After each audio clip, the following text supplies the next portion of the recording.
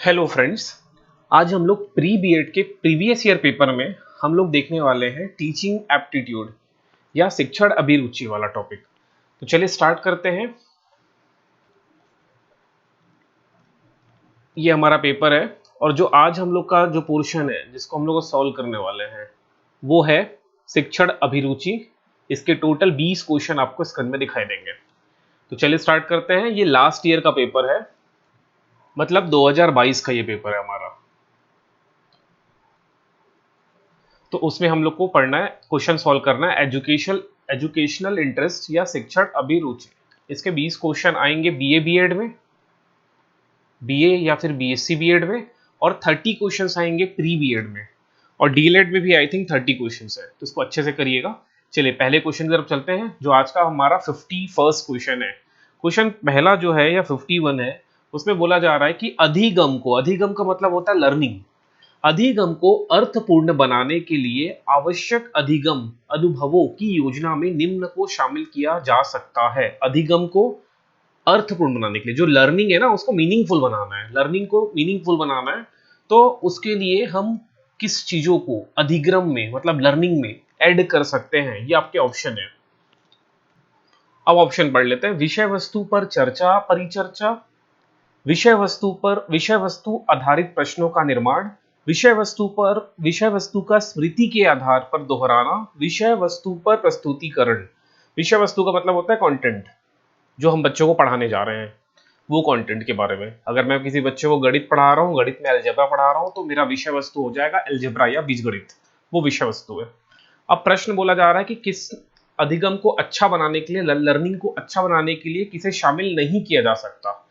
तो अगर हम विषय वस्तु पर चर्चा परिचर्चा करें, डिस्कशन करें, बहुत अच्छा चीज है। अगर अलजेब्रा पढ़ा रहा हूँ, अलजेब्रा को बच्चों के साथ डिस्कशन करूंगा तो बहुत अच्छा है ये पढ़ाने के लिए। विषय वस्तु आधारित प्रश्नों का निर्माण, मैं क्या कर दूं, कंटेंट बेस्ड क्वेश्चन प्रिपरेशन, जैसे जिस विषय वस्तु पे बात कर रहा हूं उस विषय वस्तु पर प्रश्नों का निर्माण करूं, ये भी एक अच्छा है। विषय वस्तु का स्मृति के आधार पर दोहराना, repeating the content on the basis of memory, मतलब उसको हम लोग दोहरा के रटवाने का प्रयास कर रहे हैं। जो कंटेंट है अलजेब्रा है उसे मैं रिपीट करके बच्चों को क्या कर रहा हूँ, रटवा रहा हूँ। और ऑप्शन डी बोल रहा है विषय वस्तु पर प्रस्तुतिकरण, रिप्रेजेंटेशन। प्रेजेंटेशन मतलब अगर मैं कोई टॉपिक है उस टॉपिक का एक प्रेजेंटेशन प्रिपेयर करके बच्चों के सामने उसको क्या करूं, प्रस्तुत करूं या प्रेजेंट करूं। ये भी एक बहुत अच्छा मेथड है बच्चों को सिखाने के लिए। तो कौन सा मेथड हमको शामिल नहीं करना है, तो ये ऑप्शन नंबर जो सी है, हमें मेमोरी बेस्ड पे जाके या स्मृति के आधार पर दोहराना नहीं है, चीजों को रटवाना नहीं है, ये चीज को रख लेना। जहां भी आपको कहीं पर रटवाना, मेमोरी में स्टोर करना, मतलब स्मृति पे जोर देना, ये जब जो आएगा ना वो ऑप्शन आपको नहीं में डालना है, नेगेटिव में डालना है, नहीं के सेंस में रखना है। ओके, उसको हम लोग डज नॉट इंक्लूड, उसको हम लोग इंक्लूड नहीं करेंगे। सो पहला आंसर हो जाएगा हमारा आज का ऑप्शन नंबर सी। अगर अभी भी डाउट है सो कमेंट करना। और हमारा टेस्ट सीरीज स्टार्ट होने वाला है 1 मई से। टेलीग्राम का चैनल डिस्क्रिप्शन में है, उसको जाके ज्वाइन कर लेना, वहां पर आपको पेपर मिलेगा। चलिए, वो फ्री टेस्ट सीरीज है, प्री मॉक टेस्ट है। क्वेश्चन नंबर 2 की तरफ चलते हैं। एक रचनावादी शिक्षक के रूप में विद्यार्थियों के आकलन हेतु निम्न में से कौन सी विधि विधि की बात कर रहा जा रहा है आपको सर्वाधिक उपयुक्त लगती है। तो ये जो एक्चुअल में ना बच्चों को पढ़ाने के बहुत सारे विधिज होते हैं, या उनके इवोल्यूशन के लिए या उनके आकलन के लिए बहुत सारे मेथड्स होते हैं। ये मेथड को आप अलग से पढ़ोगे, बीएड में भी सीखोगे। जब आप बीएड में एडमिशन ले लोगे सारे मेथड का आप एक एक करके पढ़ोगे। तो यहाँ पर कुछ मेथड दिया हुआ है, उस मेथड में सबसे बेस्ट मेथड आपको चूज करना है। देखिए यहाँ लिखा भी है मोस्ट एप्रोप्रिएट टू यू, वो भी कैसे टीचर के लिए, कंस्ट्रक्टिविस्ट, मतलब जो टीचर रचनावादी है, वो बच्चों में रचना करना चाह रहा है। सो ऑप्शंस है यहाँ पर, देखिए एक मानकीकृत परीक्षण है, स्टैंडर्डाइज टेस्ट है, परियोजना कार्य है, प्रोजेक्ट वर्क है, स्मृति आधारित तथ्यात्मक प्रश्न है, मेमोरी बेस्ड फैक्चुअल क्वेश्चन है, और ऑप्शन डी है बहुविकल्पी प्रश्न, मतलब मल्टीपल चॉइस क्वेश्चन है, जिसको हम एमसीक्यू बोलते हैं। तो हम अगर बच्चे को क्या कर रहे हैं, आकलन करना चाह रहे हैं, तो इनमें से कौन सा सबसे बेस्ट मेथड होगा बच्चों के आकलन के लिए, कि बच्चा का क्या पोजीशन है क्लास में। ठीक है, ये जो बहुविकल्पी प्रश्न होगा ना, जनरली ये बच्चों के लिए सही नहीं होता, तो इसको पहले ही काट देना। बहुविकल्पी किनके लिए होता है, बड़े लोगों के लिए। जैसे आप लोग बड़े हो गए हो तो आप लोग का जो भी एग्जाम अब होगा वो सब एमसीक्यू बेस्ड होते हैं, जितने भी कंपटीशन एग्जाम में सब एमसीक्यू बेस्ड होते हैं। ठीक, लेकिन छोटे बच्चे लोग का आकलन के लिए हम लोग एमसीक्यू क्वेश्चंस को से उनको आकलित नहीं कर सकते। तो इसमें जो सबसे बेस्ट मेथड है वो है प्रोजेक्ट वर्क। बच्चों को प्रोजेक्ट दे दो और बच्चे अपना क्रिएटिविटी, ये कंस्ट्रक्टिव इसमें डाल देना क्रिएटिविटी, बच्चे कितना क्रिएटिव है, कितने रचनात्मक है, वो उनके प्रोजेक्ट से समझ में आए। जैसे मैं कोई साइंस का उनको एक मॉडल दे दिया एग्जाम में, ये मॉडल आप प्रिपेयर करके लाओ घर से, कोई बच्चा चार्ट में बना के लाएगा, कोई बच्चा एक मॉडल ही बना के ला रहा है, कोई बच्चा कोई वीडियो के टाइप में फॉर्मेट में कुछ बना के ला रहा है। तो इस तरह से अलग अलग बच्चे को अलग अलग तरीके से करके लाएंगे। तो प्रोजेक्ट वर्क में आप बच्चों को आसानी से आकलन मतलब उनको असेसमेंट कर सकते हैं। ठीक, चलिए आगे क्वेश्चन पढ़ते हैं, नेक्स्ट क्वेश्चन की तरफ। क्वेश्चन नंबर 53 है, थर्ड क्वेश्चन है, ध्यान से देखना। हो सकता है वीडियो थोड़ा लंबा हो जाए, लेकिन आपको पेपर में किस तरह के क्वेश्चंस आ रहे हैं और चार ऑप्शन में से किस तरह से आपको बेस्ट आंसर को सेलेक्ट करना है, ये सीखने को मिलेगा। इसी तरह का क्वेश्चन आपको हुबहू दिखाई देगा। बहुत लोगों को ये प्री बीएड का जो एंट्रेंस होता है ना, उसमें एडमिशन नहीं मिल पाता है, बिकॉज कंपटीशन बहुत हाई है। तो मैं बार बार बोलूंगा, अच्छे से पढ़िए। मेन जो दो टॉपिक है, एक रीजनिंग वाला पोर्शन हो गया जो 30 क्वेश्चन आ रहे हैं, और एक यही टीचिंग शिक्षण अभिरुचि है, ये टीचिंग इंटरेस्ट से भी 30 क्वेश्चन आ रहा है। तो ये 60 क्वेश्चन पे पकड़ बनाइए, यहां से क्वेश्चन नहीं छूटने चाहिए, ये गलत नहीं होने चाहिए। चलिए इस क्वेश्चन को देखना, 53 को। निम्नांकित में से किस पाठ योजना में, एक पाठ योजना आप लोग बीएड में पढ़ोगे, इसको अंडरलाइन कर लेना, पाठ योजना, लेसन प्लान बोलते हैं इसको। ये बीएड में पूरा इसी को ही पढ़ना है आपको। मेरे ख्याल से लेसन प्लान और यूनिट प्लान आपके 2 साल में लगातार रहेगा। आप लगातार लेसन प्लान के बारे में पढ़ोगे और यूनिट प्लान के बारे में। सो इसमें पूछा जा रहा है, निम्नांकित में से किस पाठ्य योजना में प्रारंभ में नियम को स्पष्ट कर उनके अनेक उदाहरणों के माध्यम से समझाया जाता है। In which of the following lesson plan specific law is explained in beginning followed by explanation through the different examples. इसमें क्या बोला जा रहा है, हम लोग क्या करते हैं, प्रारंभ में क्या कर रहे हैं, हम लोग नियम को स्पष्ट कर देते हैं, फिर उसके बाद एग्जाम्पल देते हैं। मतलब पहले हम लोग नियम दे दिए, लॉज को दे दिए, उसके बाद एग्जाम्पल दे रहे हैं। तो ये कौन सा मेथड है, तो ये दो मेथड्स में कोई एक होगा। मतलब या तो इंडक्टिव है या तो डिडक्टिव है, आगमनात्मक पाठ योजना या निगमनात्मक पाठ योजना। ये इंडक्टिव और डिडक्टिव मेथड्स के बारे में हम लोग एक स्पेशल क्लास अटेंड करेंगे। मतलब ये मेथड्स है, डिफरेंट टाइप के टीचिंग मेथड है। तो इन मेथड को हम लोग थोड़ा पढ़ेंगे कि यहाँ से क्वेश्चन आ रहा है। अगर टीचिंग मेथड से दो क्वेश्चन देख लिए हम लोग, एक ऊपर देखें और एक ये मेथड है, तो ये बहुत इंपॉर्टेंट है।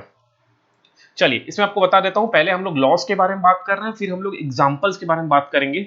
तो वो कौन सा मेथड हो जाएगा, तो वो है डिडक्टिव मेथड। इसमें हम लोग सबसे पहले लॉस दे देते हैं, फिर एग्जांपल बारे में जाते हैं। और इंडक्टिव में क्या होता है, पहले एग्जांपल करा देते हैं, फिर उसके बाद हम लोग जाते हैं उस पर्टिकुलर टॉपिक के नियम के बारे में। जैसे अगर मैं किसी बच्चे को ज्योमेट्री पढ़ा रहा हूँ, तो सबसे पहले बच्चों को अगर फर्स्ट टाइम इंट्रोड्यूस हो रहा है ये आयत या रेक्टेंगल, तो मैं आयत का फॉर्मूला उसको नहीं बताऊंगा। सबसे पहले उसको आयत कैसे दिखता है बता दूंगा। एग्जांपल में आपकी जो बुक है, बुक का पहला पेज उठा निकाल के देखो, वो आयताकार है। ठीक है, इस तरह से उसको एग्जांपल दूंगा आयत। फिर बाद में मैं एग्जाम्पल देने के बाद, उदाहरण देने के बाद, आयत से परिचय कराने के बाद में इसका एरिया या क्षेत्रफल का फॉर्मूला करा दूंगा, लंबाई गुणा चौड़ाई, लेंथ इनटू ब्रेथ। तो ये हो जाएगा हमारा इंडक्टिव मेथड। लेकिन अभी क्वेश्चन में बोला जा रहा है कि पहले हम लोग क्या कर रहे हैं, नियम बता दे रहे हैं, जितने नियम हैं, लॉज हैं, स्पेसिफिक लॉ को पहले एक्सप्लेन कर रहे हैं, उसके बाद हम लोग एक्सप्लेन कर रहे हैं उसको डिफरेंट एग्जांपल से। तो ये डिडक्टिव मेथड हो जाएगा। तो अभी का जो आंसर है वो क्या है, निगमनात्मक पाठ योजना या डिडक्टिव मेथड। ठीक, जहां भी डाउट लग रहा हो वो कमेंट कर देना, और टेलीग्राम तो जरूर ज्वाइन कर लेना, और टेस्ट जो होने वाला है उस टेस्ट को जरूर देना। आप अपने आप को एक्चुअली इवॉल्व कर पाओगे कि आपकी कितनी मार्क्स आ रही है। ठीक है, और 60 तो प्लस लाने का प्रयास करना। अपने जो एग्जाम होगा 60 प्लस लाओगे तो ही कॉलेज अलॉट होने की चांसेस है। 60 में गवर्नमेंट कॉलेज शायद मिल जाए, 60 से अगर 70 तक आप पहुंच पाओगे तो गवर्नमेंट कॉलेज मिलने का काफी चांस है, अदरवाइज नहीं मिल पाएगा। चलिए देखिए, परंपरागत कक्षा शिक्षण में प्रदत्त कक्षा कार्यों की प्रकृति कैसी होती है। In a traditional classroom the nature of work giving to student is cognitive, affective, psychodynamic, all of the above. Traditional classroom का मतलब क्या समझोगे, पुराने जमाने का क्लासरूम, पहले का, आज से 25 साल, 30 साल, 40 साल, 50 साल पहले का के बारे में बात कर रहा है। आज का क्लासरूम तो मॉडर्नाइज्ड है, तो हम लोग पुराने क्लासरूम में किस तरह से बच्चों को वर्क देते थे, ठीक है, जो कक्षा कार्य होता था जिसको होमवर्क बोलते थे, उस तरह के वर्क आप कैसे बच्चों को देते थे या क्लास वर्क कैसे होता था। तो ये ऑप्शन है आपके सामने। तो उस टाइम की जो पढ़ाई होती थी ना वो पूरी कॉग्निटिव मोड में रहती थी। कॉग्निटिव का मतलब होता है ब्रेन बेस्ड। बच्चों को रटवाना है, सिखवाना है, उनको कोई एक्सप्लेन नहीं कर रहा है, हम लोग रटवा रहे हैं। पुराने जमाने में अगर कोई ज्ञान चल रहा है तो ज्ञान एकदम ज्ञानी बना दो। 5वीं क्लास के बच्चों को भी हम एकदम ज्ञान पेल रहे हैं एकदम से। आज की क्लास में आप देखोगे 5वीं क्लास में, अभी बीएड में जैसे आप एडमिशन लोगे ना तो फर्स्ट ईयर में आपको भेजा जाएगा स्कूल प्रोजेक्ट के लिए। उसमें आप लोग पहली से 5वीं तक के बच्चों को पढ़ाओगे 1 डेढ़ महीना 2 महीना। तब आप देखोगे आजकल के बच्चों को पढ़ाने का पूरा टेक्निक ही चेंज हो गया है। उनको विजिट कराया जाता है डिफरेंट जगह पे, जिसे पिकनिक बोला जाता है। उनको खेल कूद के माध्यम से सिखाया जाता है। उनको प्रोजेक्ट में कोई चीजें देख के, मतलब कोई मूवी का क्लिप दिखा के या कोई कार्टून दिखा के सिखाया जाता है। एकदम रटवाने पे फोकस नहीं किया गया है। मतलब कॉग्निटिव जो है ना वो तो है, कॉग्निटिव के साथ अफेक्टिव मेथड है, साइकोडायनेमिक मेथड्स पे हम लोग बात करते हैं, ठीक है। मतलब बच्चों को भावनात्मक रूप से जोड़ के हम लोग पढ़ाई करवाएंगे। संज्ञानात्मक तो कराना जरूरी है क्योंकि विषय तो पढ़ाना है ही ना, लेकिन विषय पढ़ाने का तरीका चेंज हो चुका है। ये आप लोग बीएड में सीखोगे। तो याद रखना पुराने जमाने में बच्चों को पढ़ाने का जो टेक्निक है वो कैसा बेस्ड था, कॉग्निटिव बेस्ड था, ठीक। तो इसका आंसर हो जाएगा ऑप्शन नंबर ए।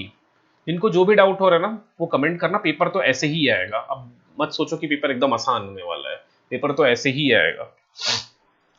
अगला क्वेश्चन देखो। एक उपयुक्त रचनात्मक आकलन कार्य या उपकरण नहीं है, इनमें से कौन सा एक कैसा नहीं है? रचनात्मक आकलन कार्य। इंग्लिश में पढ़ लेते हैं। विच of the following is not an appropriate tool for formative assessment. जो बच्चों का एग्जाम होता है, एफए बोलते हैं। अगर आप लोग सीबीएसई के किसी स्कूल के बच्चे को जानते होगे तो उन लोग के में ना हर महीने एफए होता है, फॉर्मेटिव असेसमेंट, उनके स्कूल में। तो फॉर्मेटिव असेसमेंट कुछ नहीं होता, बस एग्जाम होता है बच्चों का, ठीक। उनका जिसे हम लोग बोलते हैं ना मंथली एग्जाम बोल सकते हैं, तो ये फॉर्मेटिव असेसमेंट होता है। तो यही पूछा जा रहा है कि विच of the following is not an appropriate tool. इनमें से कौन सा अच्छा तरीका नहीं है, अप्रोप्रिएट टूल नहीं है, अच्छा उपकरण नहीं है फॉर्मेटिव असेसमेंट के लिए। तो प्रोजेक्ट वर्क बहुत अच्छा मेथड है, प्रोजेक्ट वर्क, ओके। और बोला जा रहा है ओपन एंडेड क्वेश्चन, खुले प्रश्न। खुले प्रश्न का मतलब क्या हो जाता है? बच्चे को खड़ा कर दिया और मैंने क्वेश्चन पूछ दिया और उसका वो आंसर कुछ भी दे रहा है। जैसे टॉपिक चल रहा है, मान लो चल रहा है रेस्पिरेशन, चल रहा है श्वसन। अब श्वसन चल रहा है 5वीं क्लास में या 6वीं क्लास में, तो बच्चे को मैंने खड़ा किया और पूछा श्वसन, श्वसन से आप क्या समझते हो? तो वो बताएगा कि श्वसन का मतलब सांस लेना, सांस छोड़ना। तो इसका कोई मार्क्स नहीं है, बट मैं क्वेश्चन बस कर रहा हूँ। ये ओपन एंडेड क्वेश्चन होता है। और फिर होता है ऑब्जर्वेशन। हम ऑब्जर्व करते हैं, अवलोकन करते हैं, ये भी एक अच्छा मेथड है। तो ये जो रैंकिंग ऑफ स्टूडेंट है ना, ये अच्छा मेथड नहीं है। इसलिए सीबीएसई ने ना एक टाइम पे क्या कर दिया था, छोटे बच्चों के लिए तो मार्क्स ही देना बंद कर दिया। उसने केवल बोला आप ए दो, ए प्लस दो, बी दो और बी प्लस दो, ग्रेड दो, कोई मार्क्स मत दो। हमारे टाइम में क्या होता था कि हमको मार्क्स मिलते थे। जैसे मैं चौथी 5वीं में था तो मेरे परसेंटेज आते थे कि 70 आया, 80 आया, किसी का 90 आया, किसी का 95% आया। तो उसमें क्या होता था, बच्चों की रैंकिंग डिसाइड होती थी। बच्चे एक दूसरे को कंपेयर करते थे, तुलना करते थे और उनका मन दुखता था कि मतलब यार मेरा कम मार्क्स आ गया, उसका ज्यादा आ गया। तो ये थोड़ा सा छोटे बच्चों में क्या करेंगे मार्क्स को लेके। अगर कोई बड़ी कॉम्पिटिशन एग्जाम चल रहा है लाइक आईआईटी जेईई या नीट एग्जाम चल रहा है, उसमें कंपैरिजन जरूरी है। अगर कोई अच्छा पढ़ने वाला है तो वो डॉक्टर बनेगा, कोई कम पढ़ने वाला है तो डॉक्टर नहीं बन पाएगा। तो ये तो अच्छी ही चीज है ना, हमको डॉक्टर अच्छा चाहिए। ऐसा नहीं कि किसी को भी डॉक्टर बना दिए या कोई किसी को भी आईआईटी से बेच के इंजीनियर बना दिए, ठीक। लेकिन छोटे बच्चों में रैंकिंग का क्या मतलब है? छोटे बच्चे लोग कौन सा वो 5वीं पास करके आईएएस बन जाएगा या 5वीं पास करके कोई डॉक्टर, बड़ा डॉक्टर बन जाएगा, है ना। तो इसलिए क्या किया सीबीएसई में ए प्लस, बी और बी प्लस ऐसी रैंकिंग दी जाती है। तो ऐसा क्राइटेरिया होता है कि जो बच्चा 100 में मेरे ख्याल से 100 में 100 से 80 के बीच में, 80 से 100 के बीच आया तो उसको ए प्लस मिलेगा। 80 से 70 तक जा रहा है तो ए मिलेगा। इस तरह से क्या किया जाता है, ग्रेड सिस्टम दिया जाता है, ठीक है। आई थिंक ये चीज क्लियर होगा। सो ये मेथड असेसमेंट के लिए अच्छा नहीं है, रैंकिंग मेथड या रैंकिंग ऑफ स्टूडेंट, छात्रों का रैंक डिसाइड करना कि पहला पोजीशन इसका आया, सेकंड नंबर पाया है समीर, थर्ड नंबर पाई है निशिता। इस तरह से हम रैंकिंग नहीं करेंगे। चलिए नेक्स्ट क्वेश्चन 56 बोला जा रहा है। अब ये एक स्पेशल मेथड ही है, ठीक है, इसको मैं स्पेशली आपके साथ डिस्कस करूंगा नेक्स्ट क्लास में। ये एक मेथड है, ये टीचिंग, इसको एक मेथड बोला जाता है। तो ये आप पढ़ोगे बीएड में, और एक बार मैं भी एक्सप्लेन करूंगा हर एक चीज को। सलील, ध्यान से सुनना है क्वेश्चन को, इंपॉर्टेंट है। सलील स्वयं अपनी समस्या का समाधान नहीं कर पाता। जो सलील है, एक छोटा सा बच्चा है क्लास में, वो अपनी समस्या समस्या का मतलब जो उसको प्रॉब्लम है ना, वो उसको खुद से सॉल्व नहीं कर पाता है, ठीक। परंतु एक वयस्क के मार्गदर्शन में वह उस समस्या को सॉल्व कर पाता है। तो ये कौन सा प्रॉब्लम है? दिस गाइडेंस इज, मतलब ये मार्गदर्शन कौन सा है? तो समीपस्थ विकास का क्षेत्र, या मचान, या पार्श्वकरण, या पूर्व संचालन सोच। तो ये जो प्रॉब्लम है ना, तो एक बार क्वेश्चन इंग्लिश में पढ़ लेते हैं। Salil can not solve his problem himself but he can do it under the guidance of an adult. मतलब किसी एडल्ट के साथ वो मिलके वो प्रॉब्लम को सॉल्व कर लेता है, मतलब उसके गाइडेंस में। तो इस गाइडेंस को क्या बोलते हैं? तो एक्चुअल में इस गाइडेंस का नाम है ऑप्शन बी, स्कैफ फोल्डिंग, मचान जिसको हिंदी में बोला जा रहा है। स्कैफ फोल्डिंग एक गाइडेंस का टाइप है। बहुत सारे मेथड जो होते हैं ना, जिसकी मैं बात कर रहा हूँ, ये है वो मेथड। और ये सेम क्वेश्चन ना सीटेट में आया हुआ क्वेश्चन है। अब सीटेट क्या होता है, जैसे आप बीएड कंप्लीट कर लोगे तो आप लोग को एक एग्जाम देना पड़ता है, that is called TET, TET. अगर वो सेंट्रल गवर्नमेंट ले रहा है तो सीटेट हो जाता है, और छत्तीसगढ़ गवर्नमेंट ले रहा है तो सीजीटेट होगा। तो सीटेट में आया हुआ है, ये सीटेट आपको पास करना जरूरी है फॉर प्राइमरी और मिडिल के लिए। आफ्टर बीएड, जैसे बीएड हो जाएगा या बीएड के फर्स्ट ईयर में हो तो भी आप ये एग्जाम दे सकते हो। तो वहां क्वेश्चन है, ये मेथड को अलग से डिस्कस करूंगा। चलिए, अब ये नेशनल एजुकेशन पॉलिसी से क्वेश्चन आने की संभावना इस साल भी रहेगा, इसको अच्छे से करेंगे हम लोग। जो है राष्ट्रीय शिक्षा नीति 2020। ये वीडियो एंड तक देखना तो ही काम का है। अगर आप 2 मिनट या 1 मिनट देख के वीडियो लीव कर दोगे तो कोई मतलब ही नहीं है, सीख ही नहीं पाओगे। मैं उससे बोलूंगा अभी ही लीव कर दो, काहे 70 तक वेट करोगे। चलिए, ये क्वेश्चन में आते हैं हम लोग कि in which level of schooling it is in talk to incorporate vocational education under the national education policy। National education policy 2020 कहता है कि वोकेशनल एजुकेशन, जिसको हम लोग हिंदी में बोलते हैं व्यावसायिक शिक्षा, इस व्यावसायिक शिक्षा को कौन सी क्लास में या कहां पर सम्मिलित करना चाहिए, ये क्वेश्चन पूछा जा रहा है, ठीक। वोकेशनल एजुकेशन मतलब व्यावसायिक, मतलब शिक्षा में व्यावसायिकरण। शिक्षा में जो जब हम पढ़ा रहे हैं ना, तो उसी में कुछ व्यवसाय से संबंधित टीचिंग को ऐड कर दें, ठीक है, कि ये व्यवसाय में ऐसा होता है, वो व्यवसाय में ऐसा होता है, तो इस चीज को क्लास में डाल दें। तो छोटे बच्चे, प्राथमिक स्तर मतलब पहली से पांचवी, तो पहली से पांचवी में डालने का कोई मतलब नहीं है उसको, ठीक है। पहली से पांचवी में डालोगे तो बच्चे सीखेंगे भी नहीं। पहली से पांचवी में किस पे फोकस किया जाना चाहिए एग्जाम में अगर आता है तो उनके लैंग्वेज पे, याद रखना लैंग्वेज पे, थोड़ा बहुत कैलकुलेशन पे, बस इन दो चीज पे ज्यादा फोकस करना है पहली से पांचवी पे। उनका लैंग्वेज स्किल इंप्रूव किया जाए और थोड़ा बहुत कैलकुलेशन पे, कैलकुलेशन मतलब जोड़ना घटाना भाग, इस तरह का चीजों को ऐड किया जाए। तो फिर पूर्व प्राथमिक स्तर, जब प्राथमिक स्तर पे नहीं जा रहे हैं तो पूर्व प्राथमिक पे तो डालेंगे नहीं। प्राइमरी के पहले होता है प्री प्राइमरी, ठीक है, जिसमें KG1 इसको बोलेंगे, KG1 नर्सरी, KG2 ये सब हो जाएगा। एट प्राइमरी हो जाएगा क्लास 1 to 5th। फिर रहता है एट मिडिल लेवल, फिर एक है हायर सेकेंडरी लेवल। तो इसका सही आंसर हो जाएगा माध्यमिक स्तर पर, याद रखना। वोकेशनल एजुकेशन या व्यावसायिक शिक्षा को कहां पर डालने का रिकमेंड किया है नेशनल एजुकेशन जो पॉलिसी है, NEP, इसको शॉर्ट में बोलते हैं NEP 2020। तो वो माध्यमिक स्तर पे, इसको याद रखे रहना, ठीक। चलिए नेक्स्ट क्वेश्चन तरफ चलते हैं। मैं ज्यादा एक्सप्लेन भी नहीं करूंगा, नहीं तो वीडियो पता चला 2 घंटे का हो गया, 2.5 घंटे हो गए, इतना बड़ा भी वीडियो नहीं बनाना है ना। चलिए, जितना लिमिटेड ज्ञान है मैं वो देना के प्रयास करता हूँ, लेकिन कभी कभी होता है कि किसी क्वेश्चन में ज्यादा ही ज्ञान दे देता हूँ तो उससे वीडियो लंबा हो जाता है। चलिए 58 की ओर चलते हैं। ई लर्निंग, ई लर्निंग क्या होता है ये भी बता दूं थोड़ा। ई लर्निंग आजकल ये भी बहुत चल रहा है। ई लर्निंग हमारे टाइम में, जब आप लोग सोचो, आप लोग स्कूल जाते थे तो आपके क्लासरूम में क्या प्रोजेक्टर था, या प्रोजेक्टर रहा भी होगा तो वो चलता नहीं रहा होगा, क्योंकि ई लर्निंग का उतने सोर्सेस नहीं थे। क्लासरूम में इंटरनेट नहीं था, हमारे स्कूल में इंटरनेट का कंप्यूटर भी ले दे के चलते थे। तो आजकल के क्लासरूम में क्या होता है, अगर आप जाओगे ना आजकल किसी स्कूल में, जैसे बीएड फर्स्ट ईयर में आप एडमिशन लोगे तो फर्स्ट ईयर में आपको स्कूल भ्रमण के लिए भेजा जाएगा। बताया ना, 1 महीना 1.5 महीना आप स्कूल में जाके पढ़ाओगे, उसका एक नाम है, मैं नाम बोल रहा हूँ। तो आप जब स्कूल में पढ़ाने जाओगे तो वहां पर आपको क्लासरूम में बकायदा प्रोजेक्टर लगे होंगे, स्मार्ट बोर्ड्स होंगे, बच्चे को आप कार्टून वार्टून दिखाओगे, कार्टून के माध्यम से सिखाने का प्रयास करोगे, तो वही ई लर्निंग है, इलेक्ट्रॉनिक लर्निंग, ठीक है। तो ई लर्निंग सामग्री बहुत तरीके का ई लर्निंग सामग्री होता है। जो ई लर्निंग के मटेरियल्स होते हैं वो बहुत सारे हो सकते हैं। या आप अपने लैपटॉप में कुछ वीडियो बना के लेके गए और उस वीडियो को बच्चों को दिखा रहे हो, ठीक। तो ई लर्निंग सामग्री द्वारा विद्यार्थियों को शैक्षिक सामग्री प्रदर्शित करने के पश्चात शिक्षक को करना चाहिए। After the presentation of e learning material of educational content, what should a teacher do? तो ऑप्शन है ई लर्निंग सामग्री पर विद्यार्थी को शंकाओं का समाधान करना, ई लर्निंग सामग्री पर तत्काल मूल्यांकन करना, immediate evolution on e learning material, अनुशासन पर ध्यान देना, बैठक व्यवस्था पर ध्यान देना। ये क्वेश्चन नंबर है 58। तो अगर आप ई लर्निंग के थ्रू आप किसी चीज को पढ़ा रहे हो या कोई ज्ञान दे रहे हो तो अनुशासन वगैरह पे ध्यान तो नहीं दोगे, ना ही उनकी बैठक व्यवस्था पे ध्यान दोगे। अननेसेसरी का ऑप्शन है। अब ऑप्शन ए और बी में से कोई एक होगा। ऑप्शन ए बोलता है कि आप बच्चों के डाउट को तुरंत सॉल्व करोगे। जो बच्चों को जहां पर भी डाउट हो रहा है कि ये क्वेश्चन समझ में नहीं आया या वो चीज समझ में नहीं आई या ये समझ में नहीं आया, तुरंत उसको क्लियर करोगे। या इमीडिएट इवोल्यूशन, बच्चों की तत्काल मूल्यांकन कर दोगे कि भैया तू 5 नंबर पाया, भैया तू 8 नंबर पाया, तू अच्छा नहीं पढ़ा यार, तू घटिया पढ़ा, तू हर पोजीशन ठीक ठाक था। ये करोगे कि डाउट क्लियर करोगे।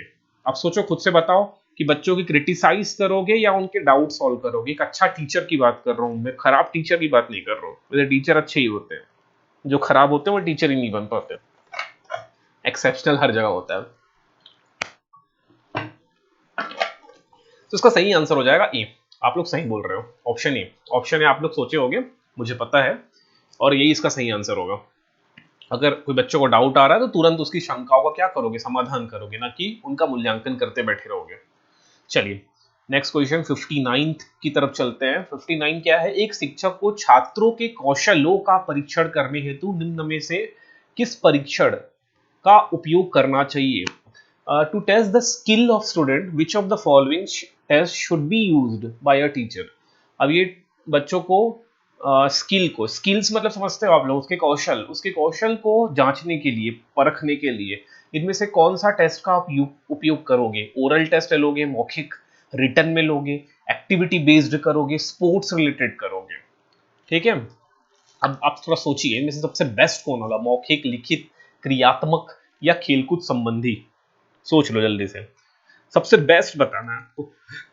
ओरल भी सही टेस्ट है, रिटर्न भी सही तरीके से है, स्पोर्ट्स भी सही है, एक्टिविटी बेस्ड भी सही है, लेकिन सबसे बेस्ट क्या होगा? तो मैंने एक प्रीवियस क्वेश्चन अभी जस्ट कुछ शायद 52nd या 53rd नंबर क्वेश्चन था, उसमें भी एक एक्टिविटी बेस्ड क्वेश्चन आया था। बच्चे लोग का एक्टिविटी कराओगे और एक्टिविटी के माध्यम से क्या करोगे आप? उनको जांच करोगे। तो जो सबसे बेस्ट तरीका होगा ना वो एक्टिविटी होगा। बच्चों को एक्टिविटी दे दोगे, ये भैया तुम ये फलाना चीज आपको करके लाना है, ये एक्टिविटी है, इस एक्टिविटी के थ्रू मैं चेक करूंगा आप लोग का, या प्रोजेक्ट के थ्रू। तो एक्टिविटी या प्रोजेक्ट जो मेथड है ना वो सबसे बेस्ट होता है किसी बच्चों का स्किल को चेक करने के लिए। ठीक है, एक्टिविटी का मतलब कुछ काम करने मिलेगा। ठीक है, उस काम में आप बच्चों से सीखोगे। जैसे मैं एक एग्जांपल बताता हूँ, उदाहरण। अगर मैं किसी को पढ़ा रहा हूँ पार्लियामेंट, संसद पढ़ा रहा हूँ क्लास में, 6वीं या 7वीं क्लास में संसद पढ़ा रहा हूँ, तो मैं संसद को पढ़ाऊंगा कैसे? पार्लियामेंट में लोकसभा, राज्यसभा, राष्ट्रपति से मिलकर पार्लियामेंट बना है। तो मैं क्या करूंगा, एक बच्चे को खड़ा करूंगा, बोलूंगा कि तू एक प्रेसिडेंट की तरह अपने को एक्ट करना है, मतलब राष्ट्रपति की तरह, और कुछ बच्चों को सांसद, लोकसभा के सांसद बना दूंगा, कुछ बच्चों को राज्यसभा का सांसद करा दूंगा। तो इस एक्टिविटी बेस्ड के थ्रू मैं उनके स्किल को चेक करने का प्रयास करूंगा। समझ में आया? एक्टिविटी अब समझ में आया होगा आई थिंक आप लोग को। So project method, activity method are better than oral और रिटन मेथड, इसको याद रखे रहना। चलिए, तो इसका सही आंसर हो जाएगा ऑप्शन नंबर सी, क्रियात्मक। अब आ जाओ 60वें नंबर पे, 10 क्वेश्चन और बच गए ना। विद्यार्थी यदि अपनी लेखांकन में रिवर्स इमेज या मिरर इमेजिंग जैसे गलतियां दर्शा रहा है तो यह लक्षण है। अब मुझे थोड़ा कमेंट करके बताना यार, आप लोग एक भी कमेंट नहीं करते हो, आप लोग ना ही वीडियो को लाइक करते हो। तब मेहनत करके बताया जा रहा है, आप लोग को पढ़ाया जा रहा है, तो अच्छा लग रहा हो तो लाइक कर देना, और अच्छा नहीं लग रहा हो तो मैं बोलता हूँ डिसलाइक भी करो, पर अच्छा नहीं लग रहा तो डिसलाइक भी कर सकते हो आप लोग, लेकिन वीडियो अच्छा लग रहा है तो लाइक करिएगा। और जो भी आपके सजेशंस हैं कि वीडियो स्लो हो रहा है, फास्ट हो रहा है, वो भी कमेंट करके बताना। चलिए, if a student is showing error like reverse image and mirror image in his writing, then this is a sign of। अब देखो क्या हो रहा है एक्चुअल में, मिरर इमेज या रिवर्स इमेज का मतलब क्या हो रहा है। अगर प्राइमरी क्लास में मैं पढ़ा रहा हूँ और बच्चे को ए लिखने बोला तो ए लिखा, बच्चे को बी लिखने बोला तो बच्चा बी ऐसे लिख दिया। एक्चुअल में बी कैसा होता है? ऐसा होता है। लेकिन बच्चा कैसा लिख रहा है, ऐसा लिख रहा है, तो इसको बोलते हैं मिरर इमेज या रिवर्स इमेज, उल्टा लिख रहा है। सी लिखने बोला तो ऐसा नहीं लिख के ऐसे घुमा दिया, ठीक है। डी ऐसे लिखा, लेकिन डी को चलो सही लिखा, फिर ई को ऐसे लिख दिया। तो ये जो प्रॉब्लम है, इस प्रॉब्लम को आप क्या बोलोगे, ये प्रश्न है। ये बीएड में टॉपिक भी है। तो इसका सही आंसर देखो, डिफिकल्टी इन लर्निंग, अधिगम। अधिगम का मतलब क्या होता है, लर्निंग, इसको रट लेना। अधिगम का मतलब लर्निंग, लर्निंग का मतलब सीखना। तो अभी अधिगम का एक्चुअल मीनिंग क्या हो रहा है, सीखना, ठीक है। तो डिफिकल्टी इन लर्निंग हो रहा है या लर्निंग लर्निंग डिसेबिलिटी है। डिसेबिलिटी मतलब अक्षम है, बच्चा अक्षम है। डिसेबल बोलते हैं ना, कोई पर्सन चल नहीं पा रहा है तो हम लोग बोलते हैं कि वो डिसेबल्ड है। लर्निंग लॉस या मेंटल डिस्कम्फर्ट, मानसिक विकलांगता। तो बच्चा उल्टा से लिख रहा है तो मानसिक विकलांगता बिल्कुल नहीं है, बिल्कुल नहीं है। मानसिक विकलांगता का मतलब सीधे पागलपन से होता है, तो ये नहीं है। और ना ही उसको लर्निंग लॉस हो रहा है, ठीक है। ऑप्शन ए एंड बी में से कोई होगा। चलो सोच लो जल्दी से, आप लोग थोड़ा सोचो, समय दे देता हूं, जल्दी से सोच लो। पता है तो आंसर कमेंट करके बताओ। अभी इतना तो एक्सप्लेन कर दिया हूँ इस क्वेश्चन को, इतना इंपॉर्टेंट क्वेश्चन है यार ये। चलिए, इसका सही आंसर हो जाएगा लर्निंग डिसएबिलिटी। बच्चा डिसेबल्ड है, अक्षम है, वो कुछ नहीं कर पा रहा है, उल्टा सीधा पढ़ रहा है। मतलब वो लर्न डिफिकल्टी इन लर्निंग, सीखने में उसको कठिनाई नहीं हो रही है, वो सीख चुका है, ABCD E F Z तक वो बोल ले रहा है। लेकिन उसको प्रॉब्लम क्या है, वो अक्षम है, वो उल्टा सीधा लिख रहा है। उसको हमको सिखाना पड़ेगा कि बी बेटा ऐसा नहीं, ऐसा होता है। उसको 10 बार यही लिखवाऊंगा, बी ऐसे लिख, फिर एक बार बी लिख, फिर एक बार बी लिख, फिर एक बार बी लिख, इस तरह से 10 बार लिखवाऊंगा, तो हो सकता है कि वो नेक्स्ट टाइम उसको इंप्रूव कर ले। ओके, तो ये लर्निंग डिसेबिलिटी है। चलिए आते हैं 61 में, पालक शिक्षक बैठक, जिसको हम लोग बोलते हैं पेरेंट टीचर मीटिंग। पालक शिक्षक बैठक में यदि किसी विद्यार्थी के पालक बैठक में कभी भी उपस्थित नहीं होते, तो एक शिक्षक के रूप में आप क्या करोगे। अगर in a parent teacher meeting one of the students parent never gives his presence, then as a teacher you will, आप एज अ टीचर क्या करोगे, विद्यार्थी पर ध्यान ही देना बंद कर दोगे, या यथासंभव अभिभावक से स्वयं जाकर मिलोगे, अभिभावक के घर चले जाओगे अचानक से और घर में जाके मिल लोगे, ठीक। विद्यार्थियों को दंडित करोगे कि तुम्हारे माँ पिताजी आ नहीं रहे हैं तो तुमको अच्छे से पीटे, ऐसा करोगे, या अभिभावक को लिखित सूचना भेजोगे। इसमें से बेस्ट तरीका क्या है, दंडित करना, मारना पीटना भूल जाओ भाई, बीएड करने जा रहे हो ना, तो अब नया एजुकेशन सिस्टम में मारना पीटना हटा दिया गया है। हमारे टाइम में हमारे टीचर बहुत कूटे हैं, हम लोग को बहुत मारे हैं, अननेसेसरी मारे हैं। जब मन किया तब मार दिए। अचानक से क्वेश्चन पूछे 2+2 कितना, मैंने बोला 4, तो भी मार दिए अचानक से। मतलब उनके मन पे चलता था, पनिश द स्टूडेंट, या विद्यार्थियों को दंडित करना। अब हटा दिया गया है, अगर आप अब मार ही नहीं सकते, अगर बच्चे की गलती है तो भी नहीं छूना है आपको। ओके, सो ये तो हटा दो, पनिश द स्टूडेंट। अब ये 3 ऑप्शन बचे ABC, इसमें से बेस्ट क्या है, तो इसमें से बेस्ट है कि आप अपना थोड़ा समय निकाल के उस बच्चे के पेरेंट्स के घर ही चले गए, बच्चे के घर ही चले गए मतलब, और वहां जाके उनके पेरेंट्स से मिल लिए कि आप क्यों नहीं आते हो पीटीएम में, क्या प्रॉब्लम है, ये सब आप डिस्कस कर लोगे। So correct answer is option B. Okay, चलिए आगे बढ़ते हैं भाई, वीडियो बहुत बड़ा हो रहा है। एक प्रभावी शिक्षक बनने के लिए निम्न में से सर्वाधिक उपयुक्त विकल्प है। कठोर अनुशासन का पालन कराएं, प्रश्न पूछने को हतोत्साहित करें, विषय पुस्तक की विषय वस्तु के आधार पर उत्तर देने पर जोर दें, प्रत्येक विद्यार्थियों के संपर्क में रहे। ठीक है, तो become an effective teacher. Effective teacher का मतलब आपको अच्छा टीचर बनना है, मस्त अच्छा शिक्षक रहना है। अच्छा, अच्छा हर तरफ से ना, ऐसा नहीं कि सिर्फ पढ़ाने में, हर तरफ से अच्छा। बच्चों की आप मदद भी करोगे, बच्चों की प्रॉब्लम को भी सुनोगे, अच्छे से पढ़ाओगे भी, समझाओगे भी, तो ये अच्छा टीचर है, उसको बोलते हैं इफेक्टिव टीचर। तो इसमें बोला जा रहा है कठोर अनुशासन का पालन कराओगे, प्रश्न पूछने को हतोत्साहित करोगे, डिस्करेज करोगे, मत पूछो प्रश्न मेरे से। प्रश्न पूछने को हतोत्साहित मतलब कोई बच्चा प्रश्न पूछा तो मार दोगे जाके, प्रश्न नहीं पूछना है भाई अब, ठीक। ऑप्शन सी बोला जा रहा है कि पुस्तक की विषय वस्तु के आधार पर उत्तर देने पर जोर करोगे, मतलब जो पुस्तक में लिखा है वैसे ही आप आंसर दोगे, प्रत्येक विद्यार्थियों के संपर्क में रहोगे, ऑप्शन नंबर डी है। अब इसमें सबसे अच्छा तरीका क्या है बताओ, इतना तो समझाया हूं अभी, शायद समझ में भी आप लोग को आया ही होगा जहां तक लग रहा है। देखो, ऑप्शन ए क्या बोल रहा है, maintain complete the discipline. Discipline में आप नहीं जाओगे, एकदम डिसिप्लिन, कंप्लीट डिसिप्लिन में नहीं रहोगे। डिस्करेज तो करोगे नहीं बच्चों को, इनकरेज करना है, डिस्करेज कभी नहीं करना है। फिर बोल रहा है put emphasis on answer from the content of text book. Text book के अनुसार भी आप उत्तर नहीं दोगे, तो यही बच रहा वही सही आंसर होता है। बच्चों के साथ आप रहोगे, क्लास में प्रत्येक विद्यार्थी के संपर्क में आप रहोगे। अगर क्लास में 60 बच्चे हैं तो 60 के 60 संपर्क में रहोगे। अभी तो गवर्नमेंट टीचर में ये स्थिति है कि कई क्लासरूम में 100 बच्चे ठुसे हुए हैं, टीचर्स की कमी है। अब टीचर्स की कमी है तो एक क्लासरूम में 60, और गवर्नमेंट के नॉर्म्स एंड कंडीशन के अकॉर्डिंग 40 से ज्यादा नहीं होना चाहिए, तो यहाँ तो 100 बच्चों को पढ़ाया जा रहा है, डबल से भी ज्यादा। ठीक है, so option D is correct. चलिए, अगर वीडियो अच्छा लग रहा हो तो लाइक कर देना, कि लाइक से ना मोटिवेशन मिलता है मेरे को। अब मोटिवेशन एक टॉपिक भी है आपके टीचिंग एप्टीट्यूड में। अगर ये मोटिवेशन टॉपिक पढ़ना चाहते हो ना तो वीडियो को लाइक करो। अब ये कंडीशन है आप लोगों के लिए। चलिए, ये क्वेश्चन है, शिक्षण संस्थानों में चयन हेतु आयोजित की जाने वाली शिक्षक पात्रता परीक्षा निम्न में से किसका उदाहरण है?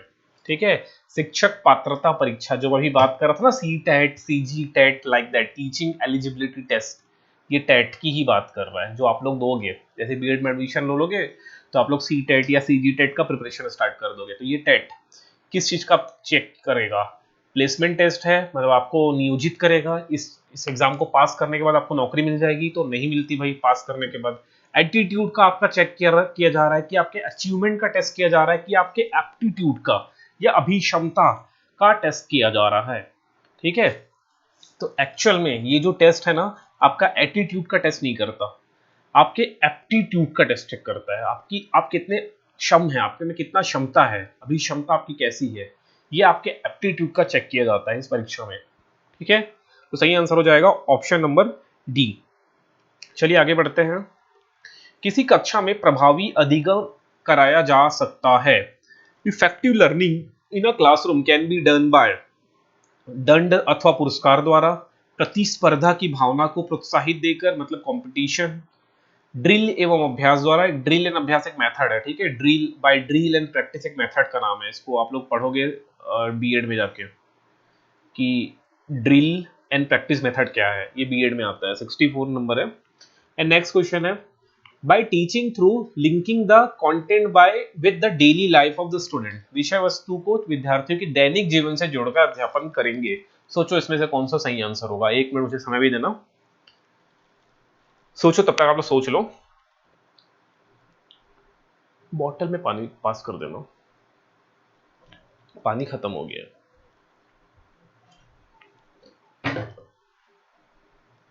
ठीक है, आप लोग आई थिंक सोच लिए होंगे इसका आंसर। और जो टेस्ट हमारा चालू होने वाला ना, फ्री मॉक टेस्ट, उसको जरूर अटेम्प्ट करना, पता चलेगा आपकी पोजीशन कितनी है। आप अपने आप को मूल्यांकन, आकलन, ये सब कर पाओगे। चलिए, तो इसका सबसे बेस्ट जो आंसर लग रहा है वो क्या लग रहा है? बच्चों को तो पनिशमेंट देना नहीं है, तो ऑप्शन ए कट हो जाएगा। छोटे बच्चों में कंपटीशन को जनरली इनकरेज नहीं किया जाता, तो ये भी कट हो जाएगा। ड्रिल एंड प्रैक्टिस मेथड नहीं है। और जो ऑप्शन नंबर डी वो सबसे बेस्ट है। ऑप्शन डी में बोला जा रहा है कि हम बच्चों के ना डेली लाइफ से जोड़ के पढ़ाएंगे। जो हमारा विषय वस्तु है इस प्रकार होगा कि बच्चों के सामाजिक जो जीवन है या उनके डेली लाइफ से जो होती गतिविधि है उससे जोड़ के पढ़ाएंगे, तो यही सबसे बेस्ट होता है। अगर कोई नया टॉपिक आप इंट्रोड्यूस कर रहे हो, जैसे सर्कल, मुझे छोटे बच्चे को सर्कल पढ़ाना है। अब सर्कल क्या होता है उसको तो पता ही नहीं, सर्कल क्या होता है, सर्कल को हिंदी में बोलते हैं वृत्त। तो मैं ये जो टॉपिक पढ़ाऊंगा तो बोलूंगा भैया रोटी का आकार कैसा होता है, तो बोलेंगे ऐसा गोल गोल सा होता है। कोई बोलेगा त्रिभुजाकार होता है, क्योंकि पराठा त्रिभुजाकार भी बनता है और अधिकतर रोटी का साइज सर्कल होता है। तो मैं बोलूंगा यही सर्कल है बेटा। इस तरह से सर्कल को मैं उसके डेली लाइफ से जोड़ के पढ़ाऊंगा। So option D is correct. Next question है, शिक्षा के स्तर में सुधार हेतु आवश्यक है पाठ्यक्रम में निरंतर संशोधन, कि हम पाठ्यक्रम को लगातार चेंज करते रहे, ये जरूरी नहीं है। एक टाइम पे पाठ्यक्रम चेंज होता है लेकिन निरंतर नहीं होता है। भव्य विद्यालय भवन का निर्माण करना, ये प्राइवेट स्कूल का काम है। एकदम बड़ा सा विद्यालय बनाएंगे, एकदम आलीशान मॉल टाइप, और आपसे उतना ज्यादा मोटा पैसा फीस भी वसूली करेंगे। 8-8 हजार 9-9 हजार महीने का फीस होता है बड़े स्कूल का। 8-8 9-9 हजार तो हमारे साल का नहीं होता था, उनका एक महीने का होता है, और एडमिशन अलग। ऑप्शन सी बोला जा रहा है, विद्यार्थियों का सतत मूल्यांकन, ये सबसे बेस्ट तरीका है। Continuous evolution of student. ठीक है, ये है इसका सही आंसर। एन शिक्षकों का उच्चतम वेतनमान, तो शिक्षकों का उच्चतम वेतनमान तो कहीं नहीं है, कोई ना गवर्नमेंट पे करती है ना ही प्राइवेट स्कूल में। तो इसको सही आंसर क्या हो जाएगा, option number C, continuous evolution of student, सतत मूल्यांकन। आगे पढ़ोगे सतत मूल्यांकन को। चलिए नेक्स्ट क्वेश्चन की तरफ चलें। प्राथमिक स्तर पर यथासंभव मातृभाषा में ही शिक्षण का कार्य किया जाना चाहिए, क्योंकि, चलो ये क्वेश्चन को सोचो, मोस्ट इंपॉर्टेंट क्वेश्चन है कि छोटे बच्चों को, मतलब पहली से पांचवी तक के बच्चों को, प्राइमरी लेवल के बच्चों को उनके मदर टंग में ही या मातृभाषा में ही, जो घर में उसका भाषा चल रहा है उसी भाषा में ही पढ़ाना जरूरी क्यों है, ये गवर्नमेंट का रूल है। तो इससे क्या होगा, शिक्षार्थी सरलता पूर्वक सीख पाता है, यह बच्चों में आत्मविश्वास वृद्धि करता है, इससे बच्चों का बौद्धिक विकास होता है, यह बच्चों को सीखने के लिए एक प्राकृतिक वातावरण प्रदान करता है। सोचो जल्दी से, सबसे बेस्ट क्या है इसमें, ठीक है जल्दी से। तो अगर हम लोग छोटे से बच्चों को इंग्लिश में बात करना चालू कर दिया, मैं मान लो ग्रामीण बच्चा है, गांव से आया है या शहर से भी आया है, शहर में भी कोई किसी घर में इंग्लिश में बात नहीं करते, अब अचानक से उसको मैं इंग्लिश में बड़ी बड़ी चीजें बात कर रहा हूँ, बड़ी बड़ी इंग्लिश बोल रहा हूँ, तो बच्चा कहाँ से समझ पाएगा, सीख ही नहीं पाएगा चीजों को। लेकिन अगर उसी को मैं एकदम उसी के घर में जो चल रहा है हिंदी या छत्तीसगढ़ी से कनेक्ट करके बात कर रहा हूँ, तो उसको आसानी से सीखेगा। तो by these student learn easily, ठीक है, इससे शिक्षार्थी सरलता पूर्वक सीख पाएगा। सो ऑप्शन ए क्या हो जाएगा, करेक्ट हो जाएगा। ठीक है, चलिए आगे बढ़े, 3-4 क्वेश्चन और बच गए हैं, थोड़ा सा और वेट कर लो, फिर उसके बाद हो जाएगा खत्म। चलिए, बच्चों का अधिगम सुनिश्चित करने में सर्वाधिक महत्वपूर्ण भूमिका होती है पाठ्यपुस्तक की, विद्यालय की, समाज की, अध्यापक की। बताओ भाई, ये तो कमेंट करके बता दो, इसका आंसर तो मैं नहीं बताने वाला। To ensure the learning of children the most important role is of, किसका सबसे इंपॉर्टेंट रोल है, टेक्स्ट बुक का, पुस्तक का, मतलब स्कूल्स का, कि समाज या सोसाइटी का, या टीचर्स या शिक्षक या अध्यापक का। अब ये तो बताओ सोच के, इसको मैं छोड़ रहा हूं आप लोग के लिए, ये मुझे कमेंट में बताओ। अब मैं कमेंट ही पढ़ूंगा, किसका आंसर आ रहा है। 67 लिख देना, 67 का आंसर फलाना है। For good classroom management it is essential to, उत्तम कक्षा प्रबंधन, कक्षा कक्ष प्रबंधन हेतु आवश्यक है उपयुक्त योजना एवं सहायक शिक्षक शिक्षण सामग्री तैयार करना, मतलब prepare appropriate plan and teaching ads. शिक्षक की, ये तो टीचिंग एड्स बहुत इंपॉर्टेंट है, पूरा बीएड में बनाते बनाते घूमोगे आप लोग, चार्ट में बना के घूमोगे आप लोग, बहुत सारे बना के घूमोगे, शिक्षण सामग्री बोलते हैं इसको, ये बहुत इंपॉर्टेंट है प्राइमरी और मिडिल में। शिक्षक की समय निष्ठा सुनिश्चित करना, अब प्रभावी समूह कार्य द्वारा छात्रों में परस्पर अंतःक्रिया, mutual interaction by students through effective group work. चलो इसको सोच लो, क्या बोला जा रहा है, फॉर गुड क्लासरूम मैनेजमेंट के लिए कि आप अप्रोप्रिएट टीचिंग एड्स बनाओगे, ठीक है। उसके बाद क्या बोल रहा है, पंक्चुअलिटी ऑफ टीचर, मतलब क्या करोगे, जो शिक्षक है वो समय पे अपना काम कर रहा है कि नहीं, ये इस चीज पे फोकस करोगे। Mutual interaction by students through effective work group work, ठीक है। तो इसका सही आंसर हो जाएगा ऑल ऑफ द अबव, सब चीज सही है इसमें। गुड क्लासरूम में ये भी होना चाहिए, ये भी होना चाहिए, ये भी होना चाहिए, मतलब all of the above is correct हो जाएगा, ऑप्शन डी सही आंसर है। चलिए आगे बढ़ते हैं 69 की तरफ। शिक्षण विधियों में नवीनता एवं प्रासंगिकता सुनिश्चित करने का उत्तरदायित्व है, मतलब वही जो मैं बात कर रहा हूँ ना, मॉडर्न एजुकेशन में हम लोग क्या कर रहे हैं, नवीन चीजों को ला रहे हैं, बहुत सारे जैसे प्रोजेक्ट आ गया, खेल खेल में सिखा रहे हैं, लर्निंग बाय डूइंग हो रहा है, करने से कर करके सीखो, ठीक है। तो ये जो चीजें को जोड़ा जा रहा है, तो इसका किसका उत्तरदायित्व है बोला जा रहा है, कक्षा के शिक्षक पे है, प्रधानाचार्य पे है, विषय शिक्षक पर है, कि विद्यार्थियों पर है। विद्यार्थियों पे तो हो नहीं सकता, नो डाउट, ठीक है। विद्यार्थी थोड़ी लेके आएंगे मटेरियल की, प्रोजेक्ट लेके आ रहा है एक विद्यार्थी स्मार्ट बोर्ड खरीद के ला रहा है ताकि टीचर हमारे पढ़ा सके, ऐसा थोड़ी होता है कि स्टूडेंट्स लेके आएंगे, जो लाना है टीचर को लाना है, ठीक है। तो प्रिंसिपल भी नहीं लेके आने वाला, ठीक है। ये सब जिम्मेदारी होगी स्टूडेंट्स, सब्जेक्ट टीचर की, कि वो जो नए इनोवेशन है उनको क्या करेगा, शिक्षण विधियों में जोड़ने का प्रयास करेगा। तो सब्जेक्ट टीचर ये सब काम करेगा, ठीक है। जो सब्जेक्ट पढ़ा रहा है, तो गणित का टीचर अपने हिसाब से लेके आएगा, साइंस का टीचर अपने हिसाब से करेगा, पॉलिटी या फिर कोई दूसरे सब्जेक्ट के टीचर, लैंग्वेज के टीचर, वो अपने हिसाब से करेंगे। तो सब्जेक्ट टीचर काम है ये। लास्ट क्वेश्चन आज का, which is not a tool of formative assessment, रचनात्मक मूल्यांकन का उपकरण नहीं है। ठीक है, rubrics, portfolio, feedback, objective type या मल्टीपल चॉइस क्वेश्चन 70। ठीक है, इज नॉट अ टूल बोला जा रहा है। ठीक है, एफए का टूल नहीं है, फॉर्मेटिव असेसमेंट का टूल नहीं है। तो मैंने थोड़ी देर पहले ही आपसे बात किया था कि ऑब्जेक्टिव टाइप या multiple choice question MCQ generally हम लोग नहीं डालते बच्चों में एफए में। तो इसका सही आंसर हो जाएगा 70। ओके, तो ये टोटल 70 क्वेश्चन हो गए। और ऊपर एक क्वेश्चन जो छूट गया था भैया, चलो इसका आंसर मैं ही बता देता हूँ, अदरवाइज पता नहीं आप लोग कमेंट तो करते नहीं हो। सही आंसर है टीचर, ऑब्वियसली टीचर। भाई बच्चों में ये सब चीज, बच्चों का अधिगम सुनिश्चित करने में सर्वाधिक महत्वपूर्ण भूमिका किसका है? टीचर का ही तो है, और किसका है? टेक्स्ट बुक का तो हो नहीं सकता, बुक तो इतने पढ़े हैं, बुक से अब पढ़ ही नहीं सकते, स्कूल्स भी इतने सारे हैं। सोसाइटी से भी बच्चे नहीं सीखेंगे, सोसाइटी से डेफिनेटली सीखेंगे, लेकिन जो टीचर सिखाएगा वो नहीं सीखेंगे। इसलिए गुरु का रोल बहुत ज़्यादा इंपॉर्टेंट है। आप प्राचीन इतिहास में भी देखोगे, रामायण काल में देखोगे, महाभारत काल में भी देखोगे, वहाँ भी गुरु का रोल है। और एट प्रेजेंट आज भी देखोगे तो आज भी गुरु का रोल बहुत इंपॉर्टेंट है। ठीक है, अगर वीडियो अच्छा लगा होगा तो इसको लाइक जरूर कर देना और अपने फ्रेंड्स तक शेयर भी कर देना। ठीक है, जो भी डाउट है वो कमेंट में छोड़ देना। बाकी फिर मिलते हैं नेक्स्ट वीडियो में।